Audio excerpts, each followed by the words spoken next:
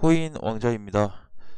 자, 비트코인을 다시 한번 체크를 해 보겠습니다. 어제 이제 미국 증시 보시면은 하락으로 끝났어요. FMC에 대한 어떤 우려 때문에 하락 마감이 됐는데, 오늘 코인 시장은 아침에 보니까 그래도 양봉으로 좀 잘 끝났어요. 반등이 나와가지고 어제 장중으로 보면은 5,700만 원까지 내려갔다 오긴 했는데, 어차피 뭐 요런 폭까지는 전체적으로 다 예상을 좀 했었죠. 근데 빠른 좀 회복이 나왔던 것 같고, 거의 6천만 원에 좀 종가를 만들어 놓기 때문에 괜찮다라고 좀 보면 될 것 같습니다.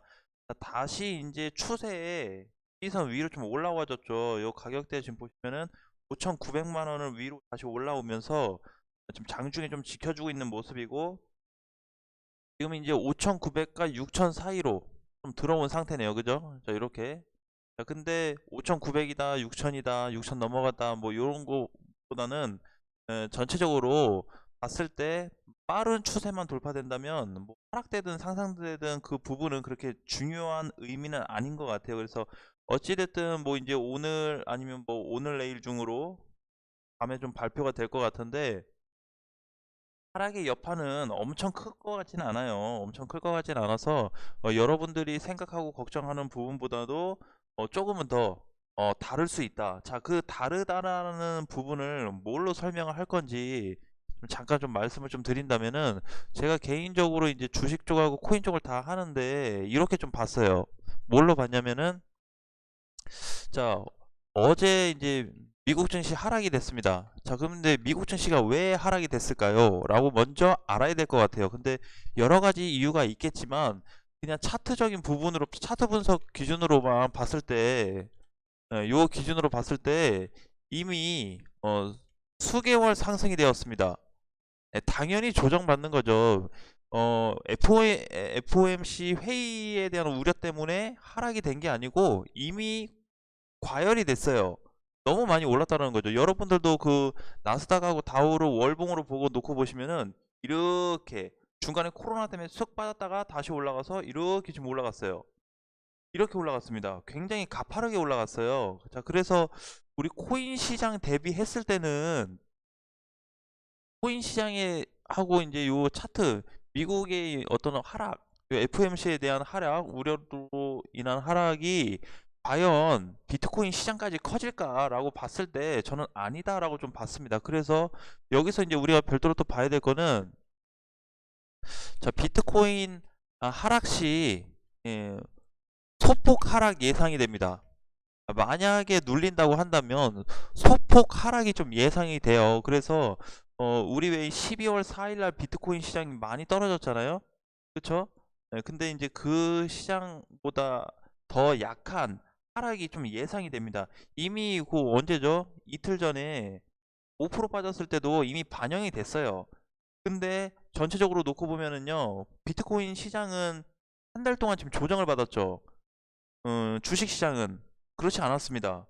주식 시장도 어떻게 보면 하락 조정을 같이 받긴 했는데, 우리나라 시장은 조정을 받았는데 미국 시장 같은 경우에는 조정을 받지 않고 아직도 버티고 있는 그런 좀 위치에 있어요. 높은 자리에 있다라는 거죠. 그래서 미국 증시하고 비트코인하고만 딱 비교해서 놓고 봤을 때는 어, 더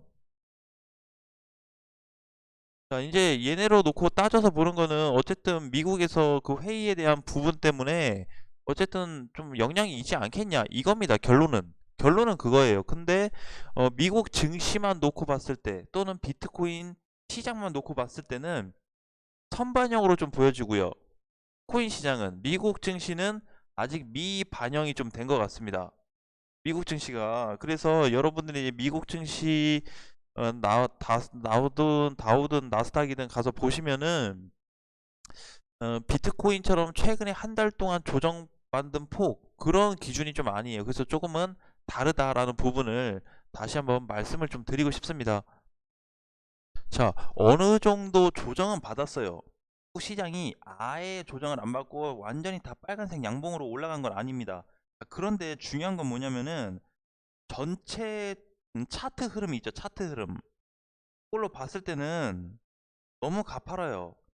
이렇게 올라갔다니까, 이렇게 쭉 빠졌다가 코로나 때문에 이렇게 살아났다가 지금 이렇게 올라갔어요. 또 너무 많이 올라갔습니다. 이렇게 이렇게 올라갔어요. 그러니까 전체적으로 봤을 때 당연히 과열권이죠. 이렇게 올라갔으면 제가 비트코인 시장에서도 여러 번 언급드린 적이 있습니다. 뭐라 그랬죠? 차트가 이렇게 완만하게 조정받으면서 가는 건 좋다. 대신에 어느 순간에 갑자기 등하듯이 가파르게 올라간다면 이렇게 올라간다면 꼭대기다, 꼭지다 그랬어요. 끝난 거죠. 여기는 이 자리는. 그래서 지금 증시가 하락되고 비트코인 시장이 약간 출렁거린다 그래서 이제 시장 완전히 뭐 밑으로 끝나버렸나? 이런 개념은 아니다라고 좀 이해를 먼저 하고 그 다음에 우리가 시장을 좀 체크를 했으면 좋겠어요. 자, 다시 차트로 좀 돌아와서 보면은요, 분봉으로 좀 잠깐 놓고 보니까 이렇게 장중에 좀 깼다가 다시 또 회복시켰죠. 그래서 보통은 이렇게 지금 흔한 어, 깨면 안 되는데 주식 차트하고는 조금은 다르게 코인 시장에서의 차트는 이런 움직임들이 좀 많이 있습니다. 그래서 가장 중요한 거는 얘가 5,600만 원만 이탈되지 않으면 괜찮아요. 오케이입니다. 그러면 오히려 뭐 해야 돼요? 5,600 안 깨지면은 다 모아가야 되겠죠. 네, 지금은 절대 손절 자리는 아니라고 생각합니다. 특히 메이저 코인은 더더욱 팔 자리는 아닌 것 같아요. 어제도 일론 머스크 한마디에 도치코인이 급등이 돼버렸죠. 그렇죠? 도치코인 잠깐 볼까요? 자, 이렇게 장중에 뭐 거의 30% 갔다 왔는데 한마디에 뭐라 그랬죠?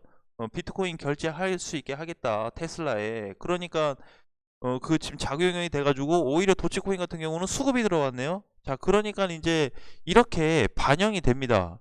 자기가 갈 애들은 가요. 그래서 알트코인보다는 메이저 코인 위주로 세팅을 좀 하고 있으면 시장이 좀 빠질지언정, 비트코인 시장이 좀 빠져서 흐물흐물할지언정 갈 애들은 조금씩 매집이 되고 있습니다. 지금도 최근에 매집된 거 뭐죠? 비트토렌트, 그다음에 어제는 도지코인. 조금씩 생기고 있어요. 시장은 하락하고 안 좋은 악재거리 막 있다는데 저런 애들 왜 이슈가 돼서 막 올라갔다 오지? 수급은 왜 들어왔지? 이렇게 우리가 한번 반대로도 생각해 볼 필요가 있다라는 거죠. 자, 그래서 최근 이력으로 좀 보니까요. 하락 이후에 12월 4일 날 크게 빠졌던 하락 이후에 지금 저가를 안 깨고 있습니다. 저가가 지금 5,600짜리죠. 그쵸?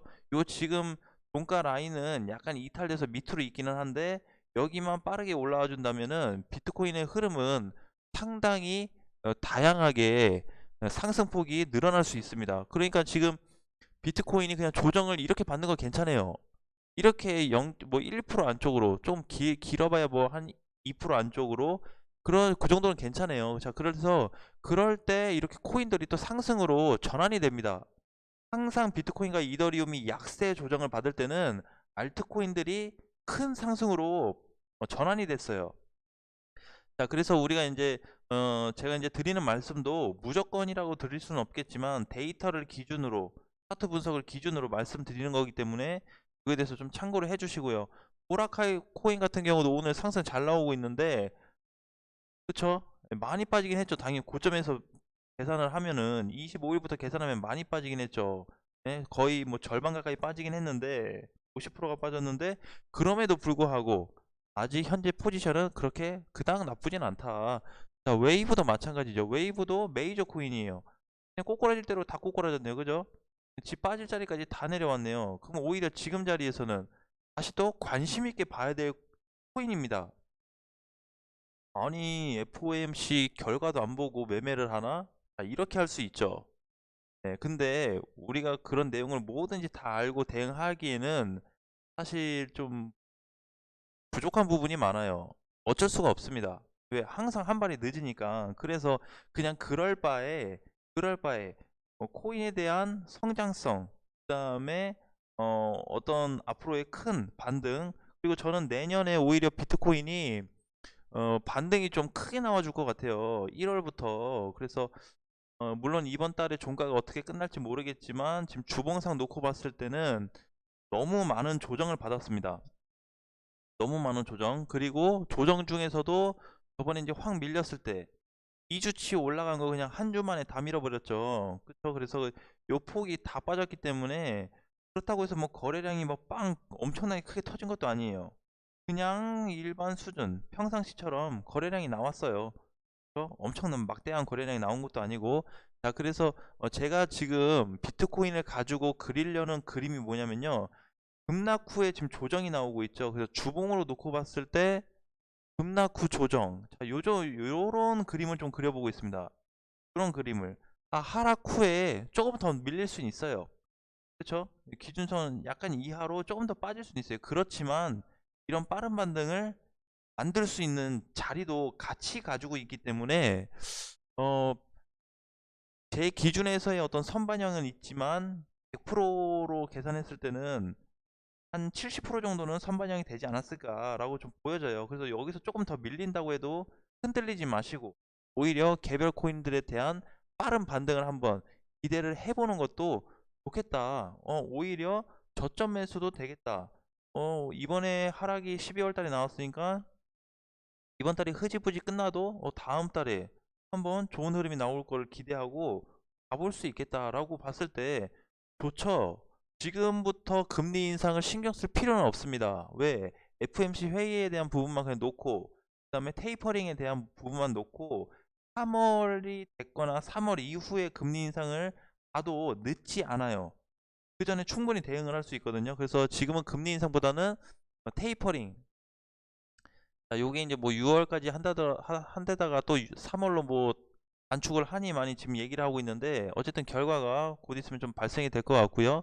어쨌든 전반적으로 지금 차트에 대한 그림도 우리가 무시할 수 없는 자리다. 이 자리가 깨진 자리인지 아니면은 다 내려온 자리인지 다시 반등을 주려고 하는 자리인지 알 수 없겠지만 전체적으로 우리가 데이터를 놓고 계산해 봤을 때는 지금 정도면 굉장히 싼 자리다 라는 것만 꼭 기억을 해 두셨으면 좋겠어요.